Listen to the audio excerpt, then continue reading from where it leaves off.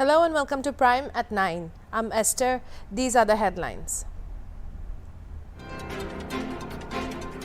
One person has died and around 20 have been injured after a car ran over a group of people devotees walking to immerse an idol of goddess Durga in Chhattisgarh's Jashpur district.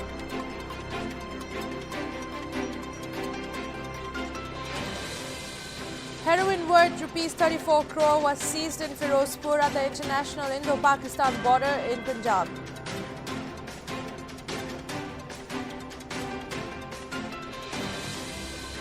Foreign tourists intending to visit India on chartered flights can finally do so from today, while those travelling on regular planes will have to wait for one more month.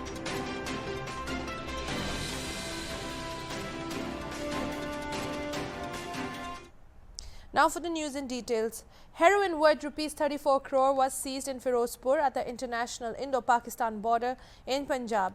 Harmandeep Singh Hans, the SP investigation of the Punjab police, who led the team in the arrest of a person in connection to the case, spoke to HornbillTV. Let's see what he has to say.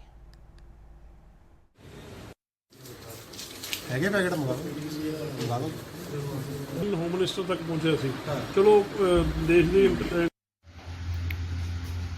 Yes. One person has been arrested. How He did was the on person? a motorcycle. We had 120 gram heroin recovered from him in first instance. Okay.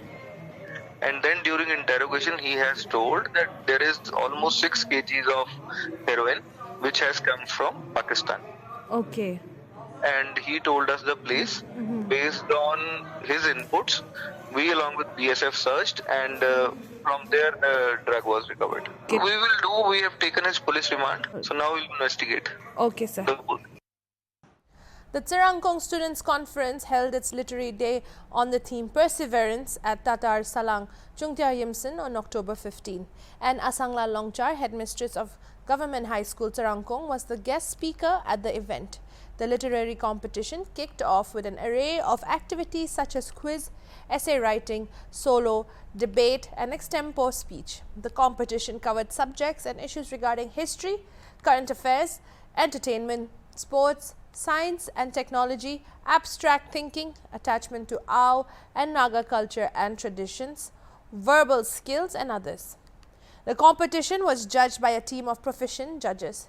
TKM officials said that in this time of pandemic and the current unsettling situation, the initiative was an effort by the TKM to bring all schools and students together on the Tsarangkong range to exchange new ideas towards promoting holistic education. All Indian support uniform education compulsory holistic development all round development education Seizure all round development vocational education integration general education syllabus curriculum vocational education practical life skill skill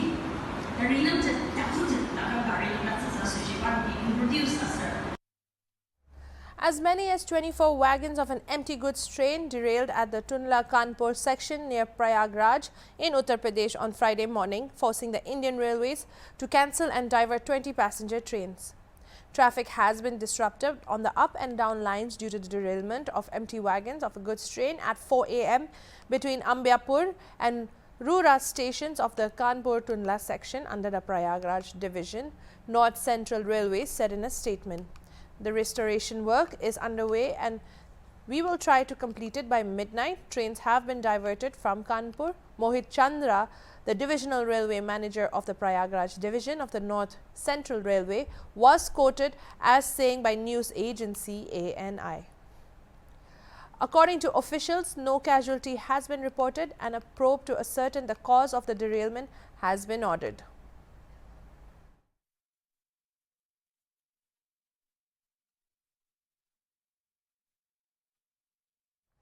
One person has died and around 20 have been injured after a car ran over a group of people, devotees walking to immerse an idol of goddess Durga in Chhattisgarh's Jashpur district. The one person who died has been identified as Gaurav Agarwal, a resident of Patalgaon in Jashpur. The injured have been admitted to the Patalgaon Civil Hospital for treatment. Block Medical Officer James Minch said that 2 of the injured were being referred to other hospitals with fractures. The car, a maroon Mahindra Xylo, had a Madhya Pradesh number plate and sped away after the horrific accident, driving towards nearby Sukhrapara.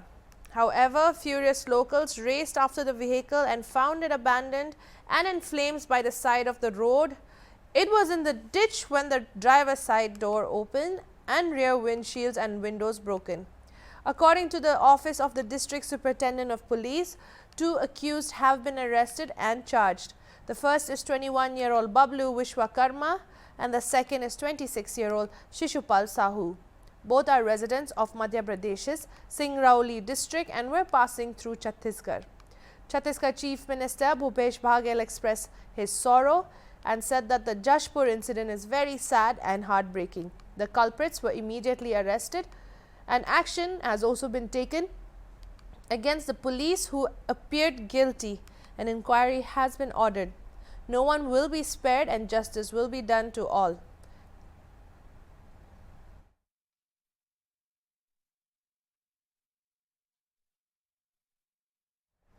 Prime Minister Narendra Modi today dedicated the 7 new defence companies to the nation. The companies are Munitions India Limited, Armoured Vehicles Nigam Limited, Advanced Weapons and Equipment India Limited, Troop Comforts Limited, Yantra India Limited, India Optel Limited and Gliders India Limited. It is our target that Indian companies not only establish expertise in their products but also become a global brand. He urged that while competitive cost is our strength, quality and reliability should be the identity. Addressing the gathering through video conference, Mr. Modi said 41 ordnance factories are being converted into 7 corporate entities as a measure to improve India's self-reliance and defense preparedness. He said the government and public sector have joined hands for Rashtra Suraksha that will boost India's economy and encourage to reach new heights. Mr. Modi said India's defense sector was lacking innovation after achieving independence. He said these 7 new companies will push the government's effort towards progress and self-reliance in the defense sector. He added, for the first time after independence, so many major reforms are happening in the defense sector under the Atmanirbhar Bharat campaign. The country aims to make India the world's largest military power on its own and the development of modern military industry in India. The new companies are Advanced Weapons and Equipment India Limited, Troops Comforts Limited, Avani Armored Vehicles, Munitions India Limited, India Optel Limited, Gliders India Limited, Yantra India Limited. The Bombay High Court on Thursday rejected a plea by Shiv Sena leader and former MP Anand Rao Atsul challenging the case registered against him by the Enforcement Directorate in connection with an alleged Rs 980 crore fraud at City Cooperative Bank. Earlier in September, the ED had conducted raids at Atsul's residence. The leader was a member of the 16th Lok Sabha of India and represented the Amravati constituency of Maharashtra.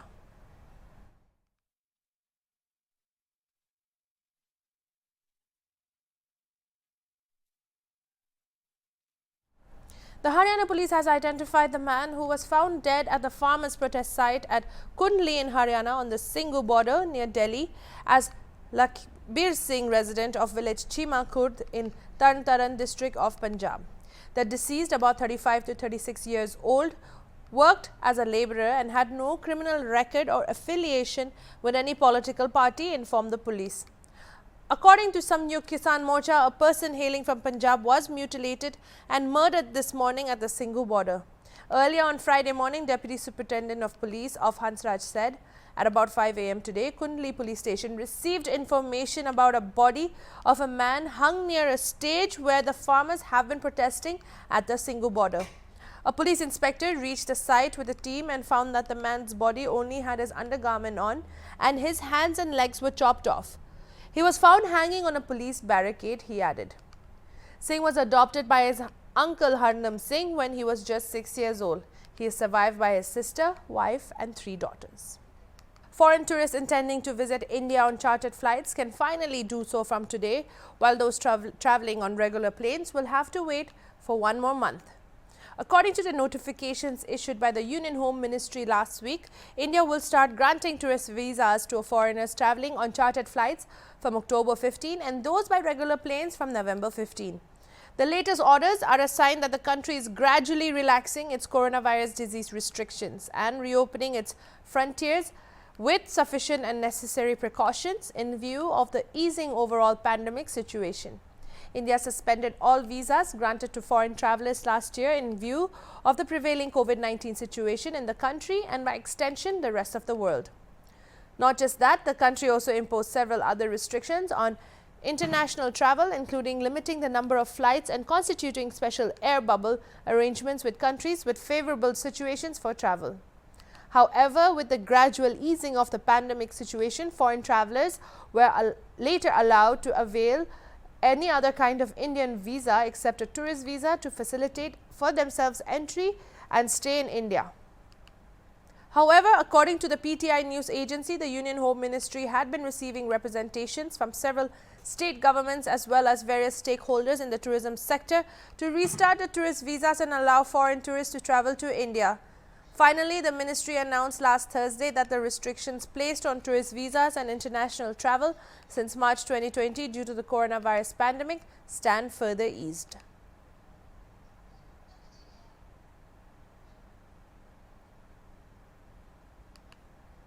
The 2 army personnel who lost their lives in a counter-terrorist operation in Jammu and Kashmir's Poonch have been identified as Rifleman Vikram Singh Negi and Rifleman Yogambir Singh.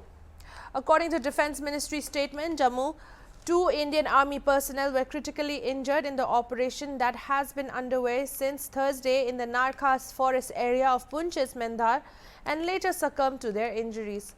The statement said a counter-terrorist operation by the army is in progress in the area of the Narkas forest in Mandhar district Poonch since the evening of October 14.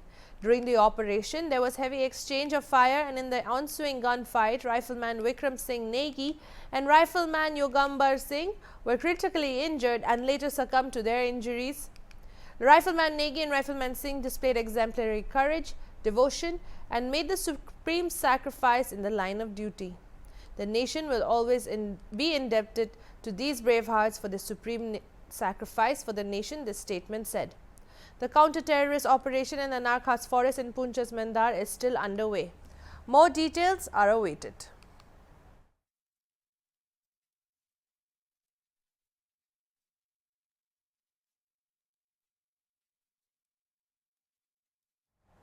Landslides in the Western Ghats region are now a common phenomenon due to the declining forest cover and native variety of trees in forests.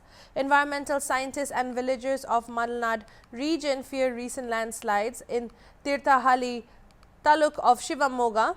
Speaking to ANI, writer, environmental scientist and Professor Shekhar Gowler said landslides are increasing not only in Shivamoga but also in South Karnataka.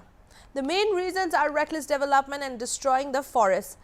Shashidhar from Bharatipura in Tirthahali said that landslides are increasing due to the development projects and monoculture and forestation. He also worried about the disappearing native varieties of trees. The more complicated problem is nowadays is sliding of hilly areas. These are the very common things in rainy seasons. Since Malnad is a heavy rainfall area, the main reason for this is the development, and the other one is unscientific practices of forestation. For example, we started forestation, that means greenery. For covering greenery, we planted acacia plants. What do we call it? Is a monoculture plants. These results into several problems. Imbalance means once upon a time there was very thick forest in Malnad region and Western Ghats. Now there is no thick forest. There is more human interference.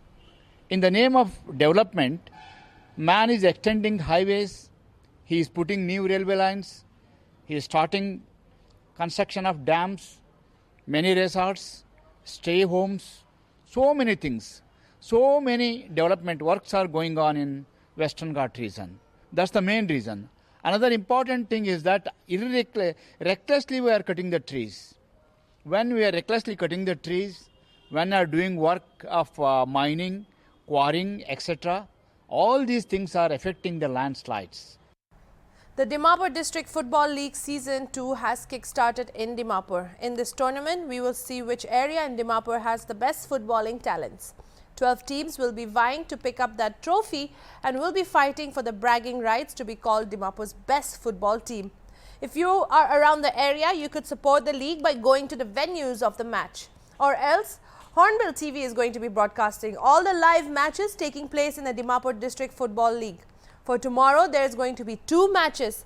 Kicking it for the first match is Cheke United FC taking on Dipupar B Wolves at the Cheke ground at 10 a.m. And in the second match, we will see Chumukatima FC taking on the Tilika FC at the Chumukatima public ground. And that match is going to start at 2 p.m. Don't forget to tune in. That's all for tonight's news. I'm Esther. Keep watching Hornbill TV.